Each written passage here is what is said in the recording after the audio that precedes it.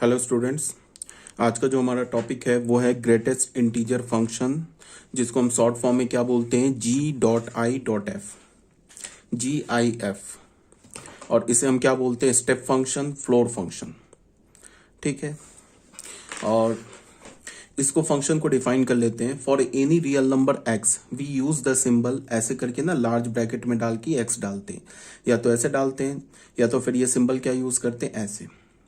ठीक है, to denote the greatest integer less than और इक्वल टू x। इसका क्या मतलब हुआ कि अगर हमने इसको ऐसे लिखा, लार्ज ब्रैकेट में x डाले, जनरल इसे हम यूज करते हैं, तो इसका क्या मतलब हो गया, इसे हम क्या बोल रहे हैं, ग्रेटेस्ट इंटीजर लेस देन और इक्वल टू x। x का ग्रेटेस्ट इंटीजर निकालना है। ठीक है, इसे हम क्या बोलेंगे, ग्रेटेस्ट इंटीजर। वो ग्रेटेस्ट इंटीजर क्या होना चाहिए, या तो छोटा होना चाहिए या तो इक्वल टू एक्स होना चाहिए। इसका क्या मीनिंग अभी समझ में आ जाएगा। जैसे हमने इसको बोला y is equal to f x, ऐसे लिख लो, ऐसे लिख लो। इसका क्या मतलब है, greatest integer just less than और इक्वल टू एक्स। इसका मतलब क्या है, तुम ऐसे देखो, अगर हमने ना, इसका ये मतलब हुआ कि अगर हमने ऐसे लिखा 7.21, ठीक है, इसका क्या मतलब हुआ, greatest integer just less than और इक्वल टू 7.21। तो 7.21 से जस्ट ग्रेटेस्ट इंटीजर निकालना है, 7.21 से जस्ट छोटा ग्रेटेस्ट इंटीजर निकालना है। ठीक है, तो 7.21 से जस्ट छोटा कौन सा इंटीजर है जो ग्रेटेस्ट है, वो है 7। ठीक है, अगर मैंने लिखा -4.96 लिखा, तो -4.96 से जस्ट छोटा ग्रेटेस्ट इंटीजर कौन सा है, वो है -5। -5 है या -6 है, बताओ। -5 है। बहुत बच्चे बोलेंगे -4 है। -4 नहीं है, -4 तो बड़ा हो जाएगा, -4.96 है तो क्या हो जाएगा, -4। अगर मैंने तुम्हें लिखा 2.301, 2.301 से जस्ट छोटा ग्रेटेस्ट इंटीजर कौन सा है, वो है 2। छोटा जाना है, आगे नहीं जाना है, राइट हैंड साइड में नहीं जाना है, लेफ्ट हैंड साइड में जाना है, वो क्या हो जाएगा, 2। अगर मैंने ना तुम्हें मान लो 0 का ग्रेटेस्ट इंटीजर बोला, 0 क्या हमारा इंटीजर है, तो 0 का ग्रेटेस्ट इंटीजर 0 ही होगा। कोई भी इंटीजर अगर हम लोग ले ले, -1 ले ले, तो -1 का भी ग्रेटेस्ट इंटीजर क्या होगा, -1। ठीक है, किसी भी इंटीजर का जो ग्रेटेस्ट इंटीजर होता है ना, वो सेम नंबर होता है। ठीक है, और अगर मान लो कि मैंने बोला कि -10.234, इसका 10.23, इसका ग्रेटेस्ट इंटीजर निकालो, तो इसका ग्रेटेस्ट इंटीजर क्या हो जाएगा, -10.23। इससे जस्ट पहले जाना है, जैसे नंबर लाइन है ना, तो यहाँ पे क्या होगा, -10, यहाँ पे कुछ होगा ना, -10.23, यहाँ पे क्या होगा, -11। तो हमेशा क्या करते हैं, पीछे जाते हैं। तो पीछे जाओगे और उससे पीछे जाने के बाद जो पहला इंटीजर आ जाए ना, वो उसका आंसर हो जाएगा। तो क्या हो जाएगा इसका आंसर, -11। ठीक है, और अगर हम कोई भी इंटीग्रल वैल्यू डालते हैं, जैसे अगर मान लो कि मैंने -12 का पूछा ग्रेटेस्ट इंटीजर क्या है, तो -12 का ग्रेटेस्ट इंटीजर -12 है। कोई भी इंटीग्रल वैल्यू डाल दे, greatest integer of any integer, z का मतलब क्या है, greatest integer of any integer is same integer. ठीक है, तो ये बात आ गई होगी समझ में। तो यहाँ पे क्या बोल रहा है कि ग्रेटेस्ट इंटीजर ऑफ 3.75, ये क्या होगा, 3, पहले जाएंगे। ग्रेटेस्ट इंटीजर ऑफ -1.95, तो -1.95 से जस्ट छोटा पहले वाला इंटीजर क्या होगा, -2। फिर ये क्या बोला है, 0 का ग्रेटेस्ट इंटीजर 0 हो जाएगा, क्यों, बिकॉज 0 क्या हमारा इंटीजर है। 5 का ग्रेटेस्ट इंटीजर 5 हो जाएगा, क्यों, बिकॉज 5 इंटीजर है। -100 का ग्रेटेस्ट इंटीजर क्या हो जाएगा, -100, क्यों, बिकॉज -100 इंटीजर है। अब हमने फंक्शन कैसे डिफाइन किया है, फंक्शन हमने ऐसे बोला है, y is equal to f x is equal to greatest integer of x, या तो ऐसे लिख लो या तो ऐसे लिख लो। ठीक है, अब हमें पता क्या है कि ये तो x है, ये तो x कोई भी रियल वैल्यू ले सकता है, तो इस फंक्शन का डोमेन क्या हो जाएगा, ऑल रियल नंबर।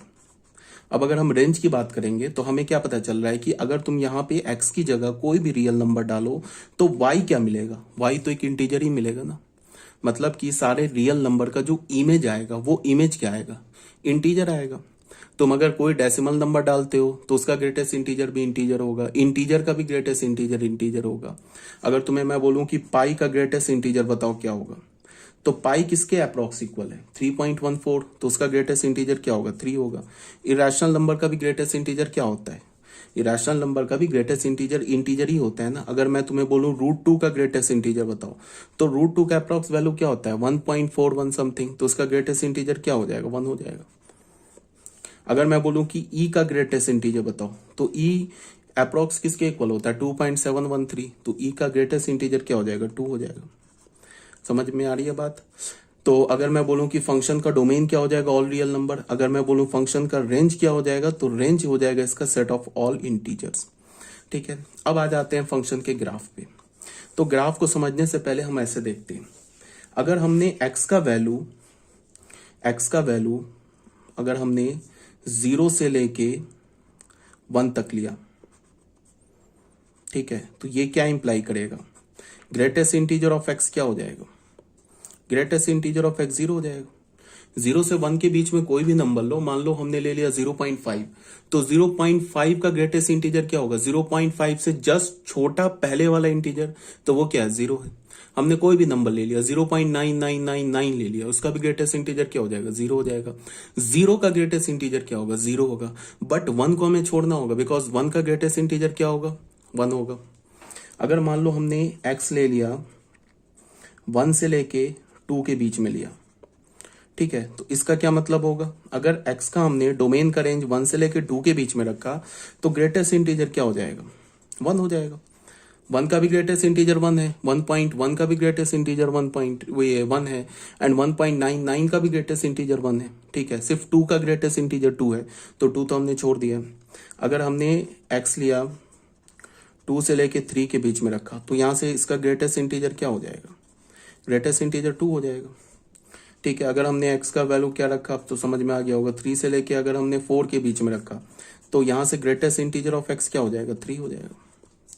अगर हमने x का वैल्यू -1 से लेके 0 के बीच में रखा, तो यहां से इसका ग्रेटेस्ट इंटीजर क्या हो जाएगा -1 हो जाएगा। ठीक है, अब -0.1 का ग्रेटेस्ट इंटीजर -1 होगा, -1 का भी ग्रेटेस्ट इंटीजर -1 होगा, -0.99 का भी ग्रेटेस्ट इंटीजर -1 होगा। अगर हमने x का वैल्यू -2 से लेके -1 के बीच में रखा, तो इसका ग्रेटेस्ट इंटीजर क्या हो जाएगा -2। अगर हमने x का वैल्यू -3 से लेके -2 के बीच में रखा, -2 को नहीं लेंगे, तो इसका ग्रेटेस्ट इंटीजर क्या हो जाएगा -3। ठीक है, तो इस बात को ध्यान में रखते हुए हम क्या करेंगे कि ग्रेटेस्ट इंटीजर फंक्शन का ग्राफ ड्रॉ करेंगे। ये काफी इंपॉर्टेंट फंक्शन है, तो बिल्कुल ध्यान से देखो।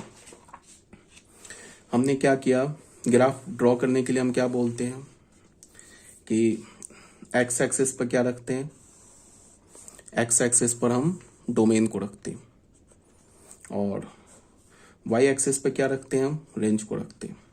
अब पूरा वाई एक्सिस क्या होता है, कोडोमेन। देखो 0 का ग्रेटेस्ट इंटीजर क्या होगा, 0 का ग्रेटेस्ट इंटीजर 0 हो जाएगा। ये मान लो हमने 1 ले लिया, ये मान लो हमने 2 ले लिया, ये हमने 3 ले लिया, ये हमने 4 ले लिया। यहाँ पे मान लो हमने -1 लिया, यहाँ -2 लिया, यहाँ -3 लिया, यहाँ -4 लिया, यहाँ हमने -1 ले लिया, -2, -3, ये हमने -4, ये 1 ले लिया, 2 ले लिया, 3 ले लिया, और ये 4 ले लिया। ठीक है, अब बताओ 0 का ग्रेटेस्ट इंटीजर क्या होगा 0। अब अगर 0 से 1 के बीच, 1 को छोड़ देते, 1 को छोड़ दिया, अगर हम x का वैल्यू 0 से 1 के बीच में रखे डोमेन का, तो y का वैल्यू क्या होगा। तुम ये बताओ, अगर हमने x का वैल्यू 0 से 1 के बीच में रखा, तो y का वैल्यू क्या होगा 0 होगा। अभी मैंने बोला है ना कि अगर हमने ये ग्रेटेस्ट इंटीजर ऑफ x, यही तो y है ना, यही हमने लिखा है ना, y is equal to greatest integer of x। ठीक है, तो अगर हमने x का वैल्यू 0 से 1 के बीच में लिया, इंक्लूडिंग 0 एक्सक्लूडिंग 1, तो y का वैल्यू क्या मिल रहा है हमें 0। ठीक है, तो ग्राफ कैसे जाएगा, ग्राफ ऐसे ही होगा। ये देखो, ये ग्राफ है, ये ग्राफ हो गया। ठीक है, अब अगर हमने x का वैल्यू 1 लिया, तो y का वैल्यू क्या होगा 1, तो एग्जैक्टली यहां पे आके ये 1 पर यहाँ पे इस पॉइंट का कोऑर्डिनेट क्या है 1,1 है ना। इसका क्या मतलब है कि डोमेन में अगर हम x डालते हैं तो y का वैल्यू क्या मिलता है 1 मिलता है। तो इस पॉइंट का कोऑर्डिनेट आ गया 1,1। अब अगर हम x का वैल्यू ना 1 से लेके 2 के बीच में लेते, 1 लेंगे तो उस पर तो 1 आ गया, 1 से लेके 2 के बीच में लेते, 2 नहीं लेते, तो 1 से लेके 2 के बीच में लेंगे तो क्या होगा बताओ, उसका ग्रेटेस्ट इंटीजर क्या हो जाएगा 1। तो 1 से लेके 2 के बीच में हर एक नंबर का ग्रेटेस्ट इंटीजर 1 होगा, तो ग्राफ कैसे चलेगा, ऐसे चलेगा, ठीक है। बट 2 पर ग्रेटेस्ट इंटीजर क्या होगा, देखो अगर मैंने ऐसे ग्राफ को छोड़ दिया ना तो फिर गड़बड़ हो जाएगा। क्यों गड़बड़ हो जाएगा, बिकॉज 2 के क्रॉसपॉन्डिंग ना ये पॉइंट आ जाएगा। बात को समझो ध्यान से।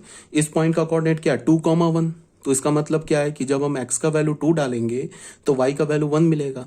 इसका मतलब क्या है कि 2 का ग्रेटेस्ट इंटीजर क्या है, 2 का ग्रेटेस्ट इंटीजर 1 है, जो कि फॉल्स है। तो इसको हम ऐसे नहीं छोड़ सकते, यहाँ पे एक हमें होल डालना होगा। ये होल क्या बता रहा है, ये होल बता रहा है कि 2 पर फंक्शन और इस होल के जस्ट ऊपर, इस होल के जस्ट ऊपर एक हमें पॉइंट डालना होगा ऐसे। ये अब क्या बता रहा है कि 2 का ग्रेटेस्ट इंटीजर 1 नहीं है, 2 का ग्रेटेस्ट इंटीजर 2 है। इस पॉइंट का कोऑर्डिनेट क्या है 2,2। इसका मतलब क्या है कि फंक्शन में हम x का वैल्यू 2 डालेंगे तो y का वैल्यू 2 मिलेगा, जो कि ट्रू है। तो 2 पे क्या हो गया, ग्रेटेस्ट इंटीजर 2 हो गया। अब 2 से 3 के बीच में आ जाओ, 2 से 3 के बीच में, 3 को नहीं ले रहे हैं, 2 से 3 के बीच में ग्रेटेस्ट इंटीजर क्या है 2 है। तो ये लाइन कैसे चलेगा, ऐसे चलेगा। एग्जैक्टली जो 3 के ऊपर है ना, एग्जैक्टली 3 के ऊपर ऐसे यहाँ पे आके होल हो जाएगा। ये होल क्यों होगा, बिकॉज अगर मैं इस होल को फिल कर दूं ना तो इसका क्या मतलब हो गया, इसका ये मतलब हो गया, अगर मैं इस होल को फिल कर दूं तो इसका क्या मतलब हो गया, इसका ये मतलब हो गया कि 3 पर ग्रेटेस्ट इंटीजर 2 है, जो कि फॉल्स है। 3 पर तो ग्रेटेस्ट इंटीजर 3 है ना, तो हमें क्या करना होगा, एग्जैक्टली यहाँ पे आके एक पॉइंट ऐसे देना होगा, ठीक है। अब 3 और 4 के बीच में क्या ग्रेटेस्ट इंटीजर, 3 और 4 के बीच में ग्रेटेस्ट इंटीजर तो 3 है, तो ऐसे चलेगा। एग्जैक्टली 4 पर आके क्या होगा, फिर होल हो जाएगा। यहां से हम लोग ऐसे लेके चलेंगे,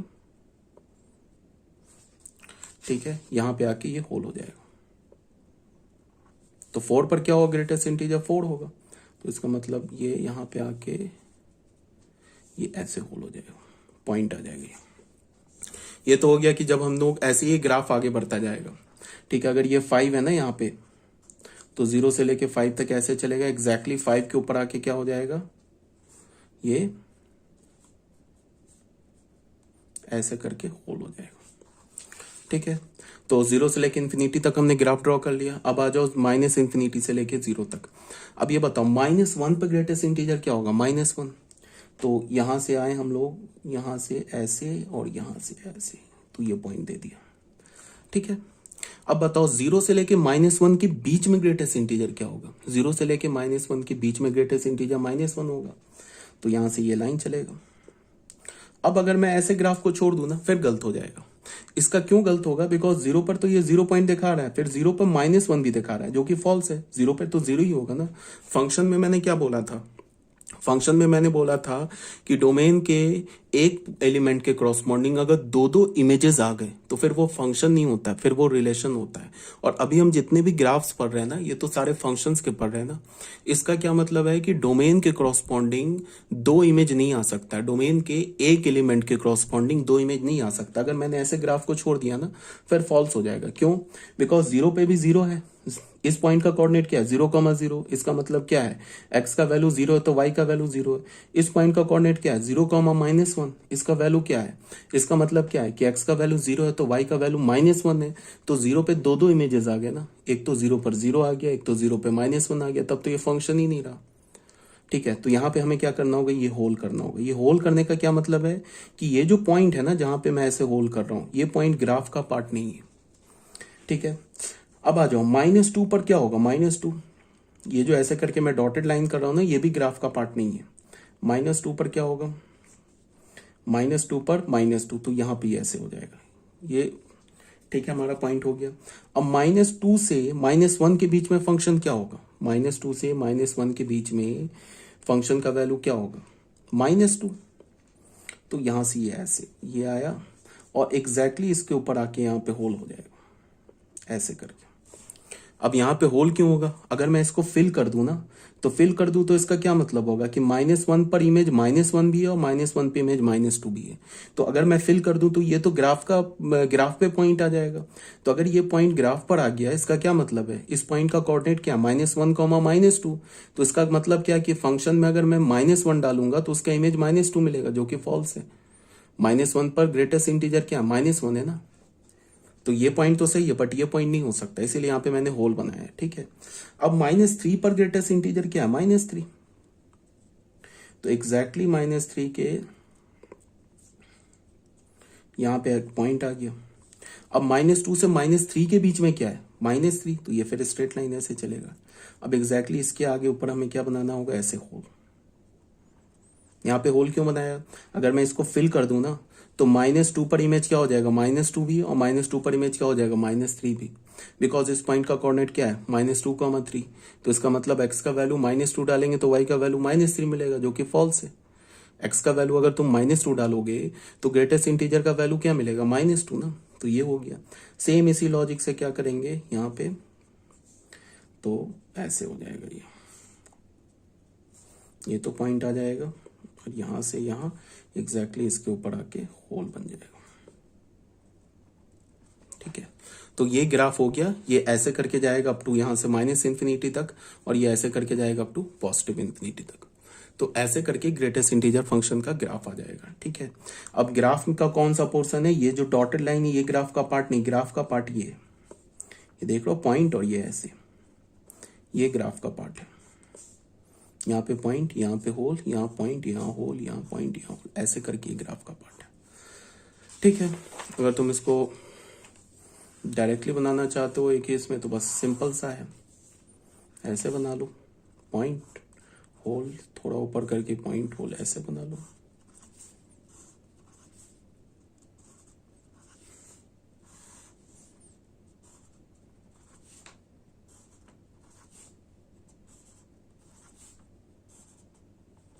ऐसे करके ग्राफ बना लो।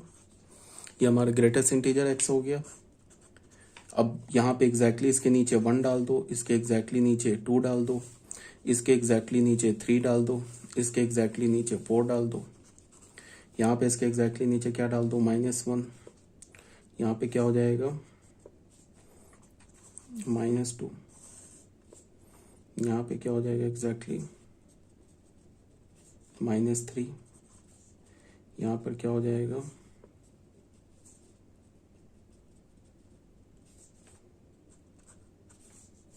ये हो गया -1, ये हो गया -2, ये हो गया -3, ये हो गया -4, ये हो गया -5, ये हो गया 0, यहाँ से ये 1, ये 2, इसके एग्जैक्टली 3, जितना बनाना चाहते हो तुम। ठीक है, ये ग्रेटेस्ट इंटीजर फंक्शन का ग्राफ हो गया। ठीक है, तो फंक्शन हमने कैसे डिफाइन किया? f R to R, domain function का हमेशा फर्स्ट सेट होता है R, एंड रेंज फंक्शन का क्या हो जाएगा? Z। ये हो गया ग्रेटेस्ट इंटीजर फंक्शन। ठीक है, इसको हम क्या बोलते हैं? स्टेप फंक्शन भी बोलते हैं, इसे फ्लोर फंक्शन भी बोलते हैं, इसे रैट जंप फंक्शन भी बोलते हैं। ये ऐसे नहीं लग रहा है कि हम फ्लोर पे जा रहे हैं, ऐसे करके ये स्टेप नहीं बना हुआ, ऐसे करके स्टेप पे गए, फिर यहाँ से यहाँ, फिर यहाँ से यहाँ, फिर यहाँ से यहाँ, ऐसे करके ये फ्लोर फंक्शन भी बोलते हैं, स्टेप फंक्शन भी बोलते हैं, रैट जंप फंक्शन भी बोलते हैं। डिफरेंट डिफरेंट नेम्स है इसकी। तो यहाँ तक क्लियर होगा आई थिंक। ठीक है, तो यही सारी बात यहाँ पे लिखी हुई है जो है ना, यहाँ पे ग्राफ मैंने ऑलरेडी बना दिया है, और ये सब जो मैंने तुम्हें बताया कि x का वैल्यू ये होगा तो y का वैल्यू ये होगा, ये सबको यहाँ पे डिटेल कर दिया है, देख लेना। और ये काफी इंपॉर्टेंट, हाँ एक बात ये मैं बताना चाह रहा हूँ कि फंक्शन का ग्राफ समझना मोस्ट इंपॉर्टेंट है। तो जितने भी मैं ग्राफ्स बता रहा हूँ ना, एकदम रट जाना है।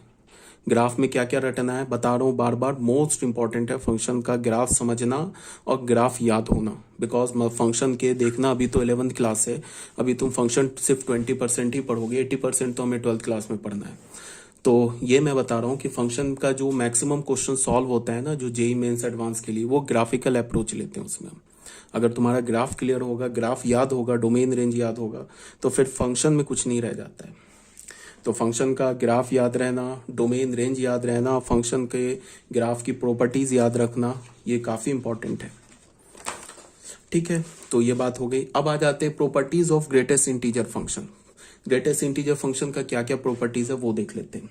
If n is an integer, अगर हमारे पास स्मॉल n एक इंटीजर है and x is a real number, x हमारा क्या है, रियल नंबर है, स्मॉल n क्या हमारा इंटीजर है, x is a real number between n and n+1, x जो हमारा है ना रियल नंबर है किसके बीच में, n और n+1 के, n क्या हमारा इंटीजर है, देन तो ये सब प्रॉपर्टी है। अब आ जाते हैं प्रॉपर्टी नंबर 1। क्या बोल रहा है कि किसी भी इंटीजर के नेगेटिव का जो फ्रैक्शनल पार्ट होता है ना उसको तुम ऐसे लिख सकते हो, मतलब -n का फ्रैक्शनल पार्ट लो या n के फ्रैक्शनल पार्ट में, सॉरी फ्रैक्शनल पार्ट बोलो, ग्रेटेस्ट इंटीजर में तुम माइनस मल्टीप्लाई कर दो। -n का ग्रेटेस्ट इंटीजर लो या ग्रेटेस्ट इंटीजर n का लेके उसको माइनस से मल्टीप्लाई करो, रिजल्ट इक्वल है। यहाँ पे क्या होना चाहिए, n क्या होना चाहिए, n इंटीजर होना चाहिए। ठीक है, कोई रियल नंबर होगा उसके लिए नहीं वैलिड है, सिर्फ इंटीजर के लिए वैलिड है। फॉर एग्जाम्पल देख लो, अगर मैं तुम्हें -2 का ग्रेटेस्ट इंटीजर बोलूं लिखने के लिए, तो -2 का ग्रेटेस्ट इंटीजर को तुम नहीं लिख सकते हो minus of greatest integer of 2। इसमें क्या प्रॉब्लम है, -2 का भी ग्रेटेस्ट इंटीजर -2 होगा, यहाँ 2 का ग्रेटेस्ट इंटीजर 2 होगा, 2 के आगे एक माइनस लगा है तो -2 इज इक्वल टू -2। अगर मैं तुम्हें बोलूं -100 का ग्रेटेस्ट इंटीजर निकालने के लिए, तो -100 के ग्रेटेस्ट इंटीजर को -100 ऐसे लिख सकते हो। बट अगर मैं तुम्हें बोलूं -2/3 का ग्रेटेस्ट इंटीजर निकालने के लिए, तो इसको तुम ऐसे नहीं लिख सकते हो -2.3, 2/3 नहीं 2.3। देख लो इसका ग्रेटेस्ट इंटीजर क्या होगा, -3। इसका ग्रेटेस्ट इंटीजर क्या होगा, 2.3 का ग्रेटेस्ट इंटीजर क्या होगा, 2। तो यहाँ माइनस है तो ये -2 आ जाएगी, आपस में इक्वल नहीं है।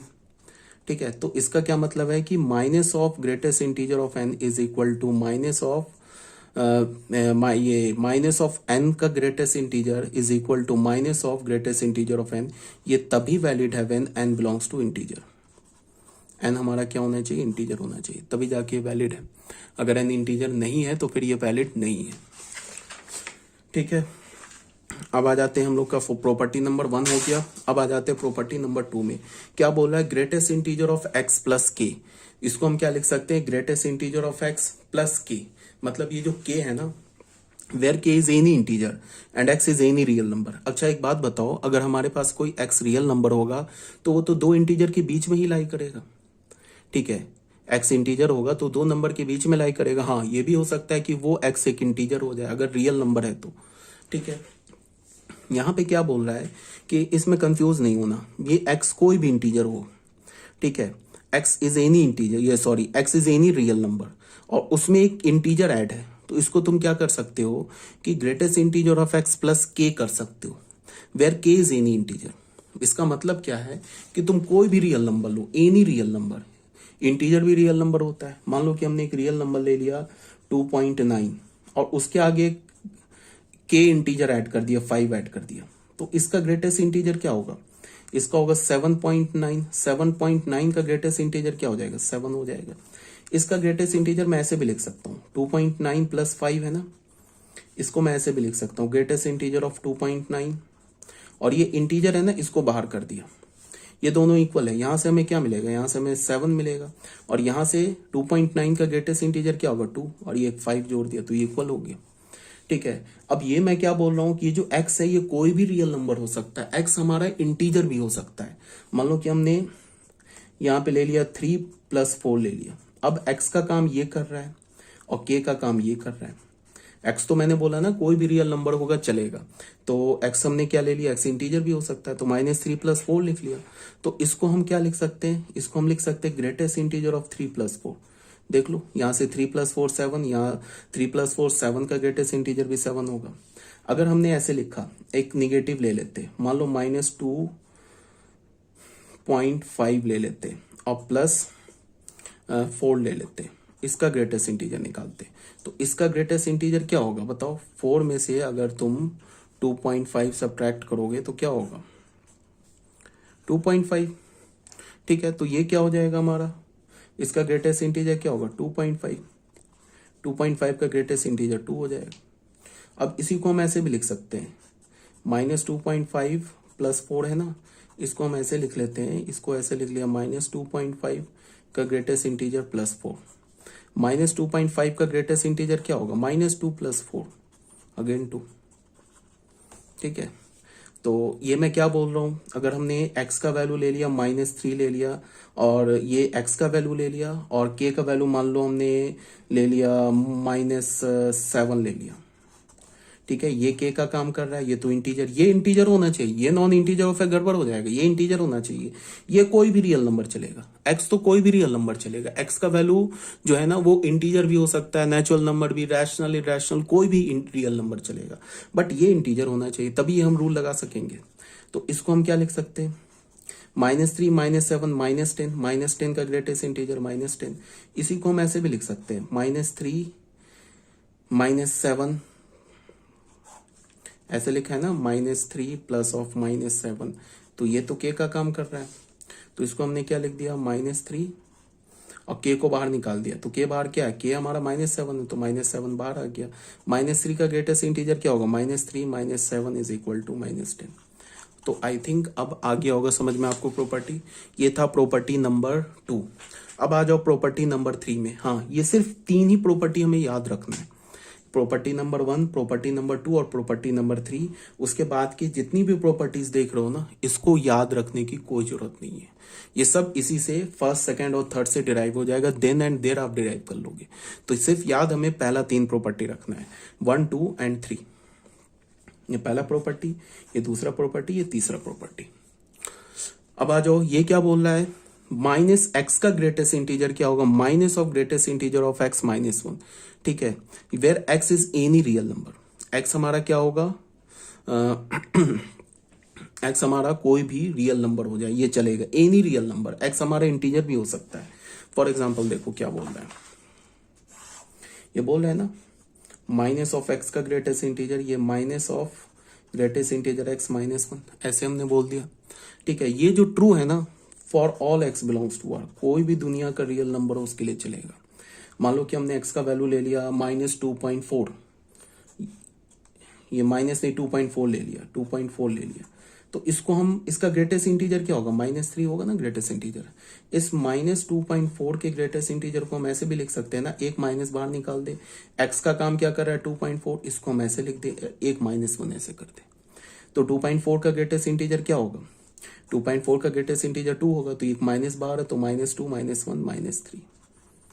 ठीक है ना, तो मैं क्या बोल रहा हूं कि x कोई भी रियल नंबर हो जाए, x का वैल्यू इंटीजर भी हो जाए, तो भी ये रूल वैलिड है। ठीक है, तो मैंने तुम्हें 3 रूल बताए। पहला रूल मैंने क्या बताया, और सिर्फ यही 3 रूल याद रखना है तुम्हें। मैंने बोला कि minus of greatest integer of n is equal to minus greatest integer n, ये first rule, where n belongs to z। उसके बाद मैंने क्या बताया, x plus k is equal to greatest integer of x plus k, where क्या है? x कोई भी रियल नंबर हो, any real number, and but k integer होना चाहिए। तीसरा रूल क्या बताया, minus of greatest integer x is equal to minus time greatest integer x -1। ये x कोई भी रियल नंबर हो, इंटीजर हो जाए, रैशनल हो जाए, इरेशनल हो जाए, नेचुरल हो जाए, होल हो जाए, कोई भी दुनिया का रियल नंबर हो जाए, ये 3 रूल तुम्हें याद रखना है। अब बाकी जो रूल है ना, इसको कोई याद रखने की जरूरत नहीं है, बस इस 3 रूल से बाकी के सारे जो रूल्स है ना या प्रॉपर्टीज है वो डिराइव हो जाएंगे। देखो पहला प्रॉपर्टी क्या बोल रहा है, greatest integer of x plus minus greatest integer of x। ठीक है, तो इसमें क्या बोल रहा है, इसको तुम ऐसे देख लो, greatest integer of x plus of minus greatest integer of x। तो इसको मैं क्या लिख सकता हूं, मैं रूल नंबर 1 को यूज करके मैं क्या लिख सकता हूं, इस ग्रेटेस्ट इंटीजर ऑफ x को मैंने कुछ नहीं छोड़ा, एज इट इज रहने दिया। इस जो है ना ग्रेटेस्ट इंटीजर ऑफ -x, इसमें मैंने रूल 1 यूज कर लिया। अब मैंने क्या मान लिया कि ये x जो है ना इंटीजर है, इसको तो मैंने एज इट इज रहने दिया, इसको मैंने x को क्या मान लिया कि ये x इंटीजर है। तो इसमें क्या हो जाएगा, ग्रेटेस्ट इंटीजर ऑफ -n क्या हो जाएगा, minus greatest integer of n। तो इसको क्या, ये माइनस बाहर आ जाएगा, greatest integer of -1, sorry rule 1 नहीं यूज किया, रूल हमने क्या कर लिया, यहाँ रूल 1 यूज किया है, इसमें सॉरी यहाँ रूल 1 यूज किया है, इसमें हमने रूल 3 यूज किया है। ठीक है, तो रूल 3 में क्या लिखा हुआ है कि ग्रेटेस्ट इंटीजर ऑफ -x। ठीक है, बट इसमें ना अगर तुम -2 लोगे, यहां पे क्या है यार कि इसमें क्या बोल रहा है, x not belongs to z। X हमारा इंटीजर नहीं होगा। ये जो रूल है ना minus greatest integer of x, ये किसी भी रियल नंबर के लिए ट्रू है। एग्जांपल देख लो, माइनस अगर मैंने 2 लिया ना, इसका ग्रेटेस्ट इंटीजर को मैं ऐसे लिख सकता हूँ, माइनस ग्रेटेस्ट इंटीजर ऑफ गड़बड़ है -2 -1, तो यहाँ गड़बड़ है, सॉरी। ये जो रूल है ना ये r माइनस जेड के लिए वैलिड है, सॉरी गलत मैं बोल गया। ये जो रूल है ना ये r माइनस जेड के लिए वैलिड है, ये रूल। और ये रूल किसके लिए वैलिड है? सिर्फ इंटीजर के लिए। और ये जो रूल है ना ये रियल नंबर है, x कोई भी रियल नंबर हो और k का वैल्यू कोई भी इंटीजर हो उसके लिए वैलिड है।